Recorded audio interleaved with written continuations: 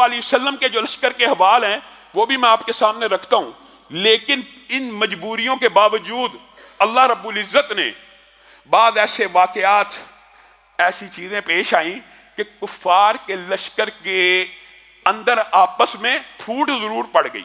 Number ایک بات جہیم بن سلط کا خواب، نمبر دوسری بات عاتکہ بن عبد المطلب کا خواب۔ یہ دو خواب سیرت النبی کے اندر بڑے معروف ہیں۔ ان دونوں نے ایک طرح کے خواب دیکھے۔ عاتکہ بن عبد المطلب نے خواب میں دیکھا کہ ایک شخص آیا ہے اور اس نے آ کے اپنے اونٹ کی سواری کے اوپر آیا ہے اور ایک پہاڑ کی چوٹی سے ایک پتھر پھینکا ہے۔ وہ پتھر پہاڑ کی چوٹی سے گرتا ہوا آ رہا ہے اور ریزہ ریزہ ہو گیا ہے۔ اب جب وہ ریزہ ریزہ ہوا ہے تو اس کی جو کنکری ہیں وہ قریش میں سے ہر ایک کے گھر میں گر گئی ہیں، اور اس کے جو اثرات ہیں وہ میں نے بڑے برے دیکھے ہیں۔ یہ مشہور جناب عاتکہ بن عبد المطلب کا خواب ہے۔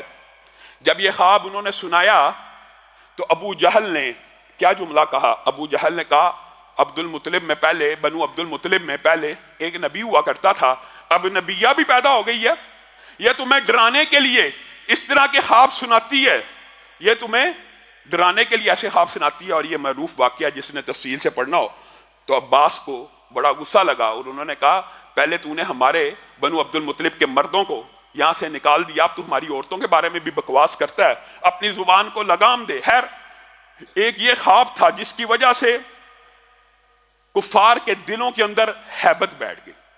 پھر جہیم بن سلط نے ایسا ہی ایک خواب دیکھا، اور اس نے کیا دیکھا؟ ایک اونٹ ہے، ایک گھوڑا ہے، وہ اترا ہے، اونٹ کی گردن میں ایک تیر لگا ہے، وہاں سے خون کا فوارہ نکلا ہے، اور گھوڑے والا کہہ رہا ہے عتبہ مارا گیا، شیبہ مارا گیا، ربیہ مارا گیا، ابو جہل مارا گیا، امیہ بن خلف مارا گیا۔ یہ خواب ہے۔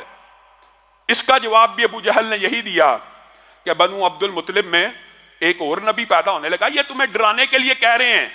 حتیٰ کہ امیہ بن خلف کو ایک بندے نے آ کے کہا کہ سعد بن معاذ کی وہ بات یاد نہیں ہے کہ رسول اللہ صلی اللہ علیہ وسلم کی بات انہوں نے تجھے بتلائی تھی کہ تو مسلمانوں کے لشکر کے ہاتھ سے مارا جائے گا۔ یہ تین ایسی باتیں تھیں کہ کفار مکہ کے لشکر کے اندر یہ باتیں پھیل گئیں کہ ہمیں رسول اللہ صلی اللہ علیہ وسلم سے اب جنگ نہیں کرنی چاہیے، تجارتی قافلہ بچانا تھا، وہ بچا لیا ہے، یہ ابو جہل ہمیں مجبور کر رہا ہے۔ خیر ابو جہل نے ان کو مجبور کیا، اصرار کیا، اور اپنے ساتھ دوستیوں کا واسطہ دیا وغیرہ۔ اور ایک بات یاد رکھیے گا یہاں پہ، ابو جہل نے مکہ سے نکلتے ہوئے بھی ایک دعا کی تھی جو اپنے لیے اس کے لیے بد دعا تھی، اور دو باتیں ابو جہل کی بڑی اہم ہیں اس پورے واقعے کے اندر۔ ایک، جب ابو جہل نے 1000 کے قریب لشکر کو نکالا تھا تو ان کے جو حلیف تھے قریش مکہ کے، ان میں سے بعض اس کے پاس آئے اور کہنے لگے کہ ہم بھی تیری مدد کو چلتے ہیں، تیرے ساتھ ہو لیتے ہیں۔ تو ابو جہل نے اس وقت کہا تھا اگر تو میں اللہ کے خلاف جنگ لڑ رہا ہوں جیسے محمد صلی اللہ علیہ وسلم کا دعویٰ ہے، تو دنیا کے سارے لشکر بھی مل جائیں، کوئی مجھے فتح نہیں دلوا سکتا۔ یہاں پہ ان باتوں کے اوپر بھی غور کرنے کی ضرورت ہے۔ قریش مکہ، مشرکین مکہ رب تعالیٰ سے واقف تھے، اللہ سے واقف تھے۔ اصل اختلاف شرک کا تھا، اصل اختلاف توحید الوہیت کا تھا، توحید ربوبیت کے اندر اختلاف کوئی نہیں تھا۔